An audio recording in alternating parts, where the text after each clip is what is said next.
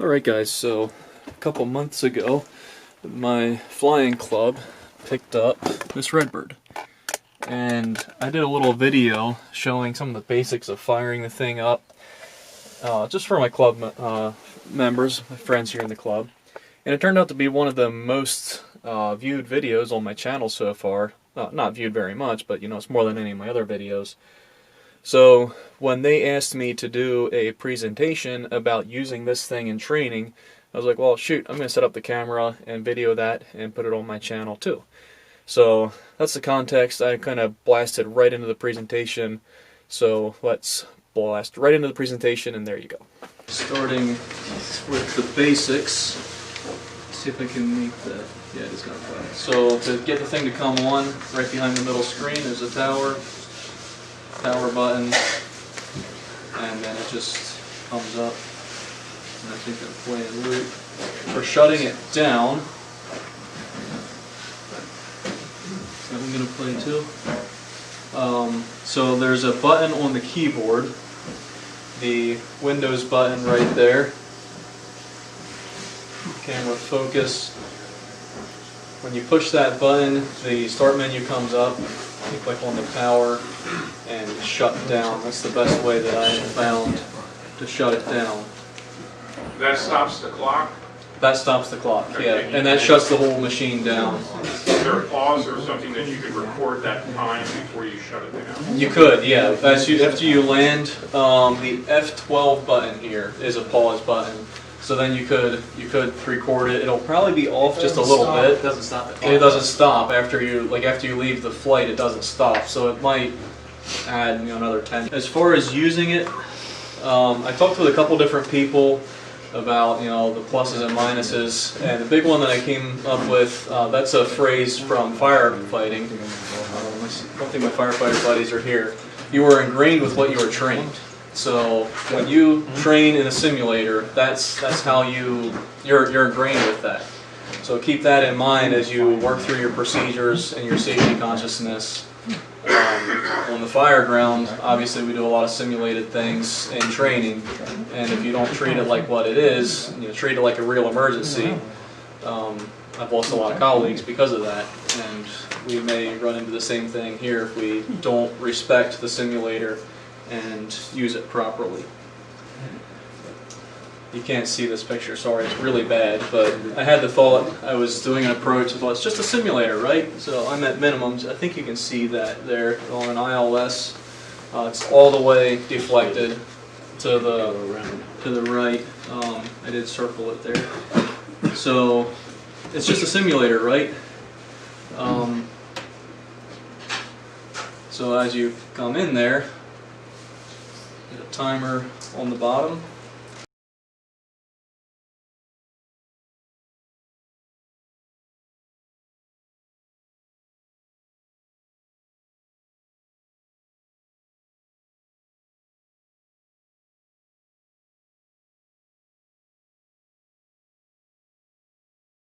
And 23 seconds. You can be back at the final approach fix, shooting another approach. Oh, cool. So it's just a simulator. You can reset in 23 seconds. Don't push yourself. Don't try to save it when you shouldn't be saving it. Is the whole point of that. We have a checklist in there. It's identical to the one that is in the airplane. So use your checklist. I'm going to take a gander that most of us probably don't use checklists like we should. So here's a place where we can work on there and use our checklists. I really like those buttons right there. We have different failures that we can do, and so on the far left there we have a zero visibility, and I have a demonstration in the next slide. As soon as you hit that button, it just goes white.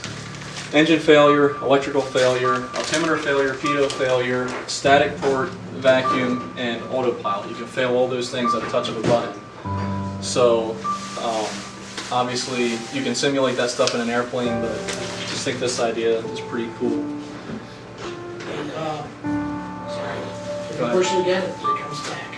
Yes, if you push it a second time, it comes right back again. So this is on the final approach, so we're just going through minimums. And I was imagining Paul Jones when I was doing this, just telling me, you're doing great, you're doing real good, you're right on there, good job, way to fly that thing. And oops, where'd that cloud come from? That sounds like Paul. No, that's Tony. But the ice just came out of nowhere. Remember, it iced up his windshield.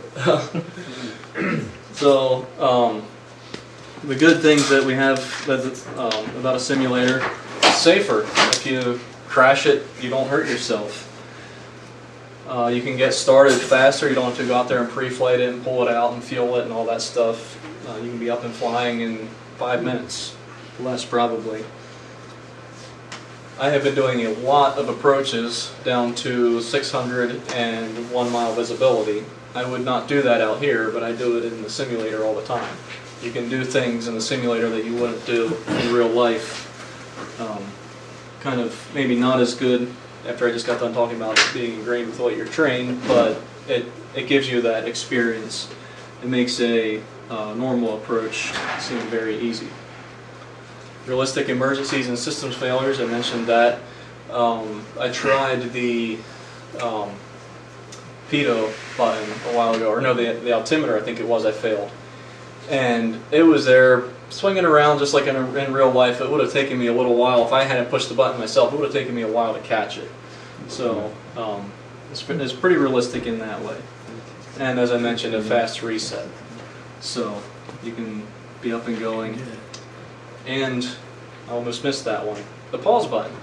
So if something's going wrong, we always talk about, okay, just don't talk about it in the airplane, we'll come back and we'll talk about it later. In the simulator, F12, let's discuss that. What just happened there? It's still fresh, you can talk about it right there. And for the bad side, the only thing that I came up with is you don't have the butt-ometer. You don't have the seat of the pants feel. So maybe somebody else has some things to, bad sides for the simulator. Obviously, as I mentioned before, I told somebody I'm going to beat this home.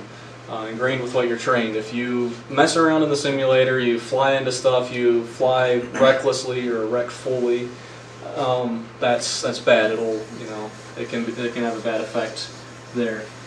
But yeah. Oh, and the other thing, I did have another thing that I came up with, not loggable as flight time. So then the next thing we always ask is, can I log time in it? It is not flight time, but if you are a private pilot under Part 61, you can log 2.5 hours towards your private pilot rating with an instructor present. The instrument rating, this one you can do 10 hours, again with an instructor present. And the commercial rating, you can log up to 50 hours with an instructor present. And then after you have all your ratings, this is one that I went around with a bunch of different people trying to figure out what it is, how it can be. And the best thing that I came up with is log it as simulated instrument and simulator or ground trainer time. So it's worth something as far as like a 135 interview it can be. And if you get into an interview and they say, no, it's not worth anything, then you can just take your simulated instrument time minus your simulator time, and that's your simulated instrument in an actual airplane. So that's how I chose to do it, and that's kind of the best option I came up with, in my opinion. So anybody have questions or anything? Yeah, and I didn't go over that. I thought it was pretty straightforward as far as setting up your weather and your flight and everything. I guess if you struggle with that, get a hold of Tim or myself. We can walk you through it and help you to set it up. I thought it was pretty straightforward. So You can log approaches with that. you can log approaches, yes. How many a month or how many a year? I never saw any Is there any kind rank of for that? Nope. anything. As many Yeah, as you want. that's my understanding. Well, that counts towards your 6 and 6? Yes. Yes, it does. That's That what I makes should have it mentioned that. such Yes, a this. valuable thing for us. Yes, you can log your 6 and 6, and you do not need an instructor for that. You can do that by yourself. So, So you log the approaches, but not the time, is that what you're saying? correct. Yeah. Not flight time, it's Not simulator flight time, but not flight time. Simulator, yeah. I log it as simulated instrument and simulator or ground trainer. So, yeah. and you can really pound out some approaches. Two times I did 3 approaches in 0.8 of an hour on that thing. You can really make progress. Alright, so there's that. I hope you guys liked it. If you did, tell me in the comments. If you didn't, tell me in the comments. Yeah, sure, why not? I'd love to hear what you thought of it. Other things you want to see or learn. And yeah, one of these days I'm going to get in a real airplane, but and do another video there. But this will have to do for now. So, thanks.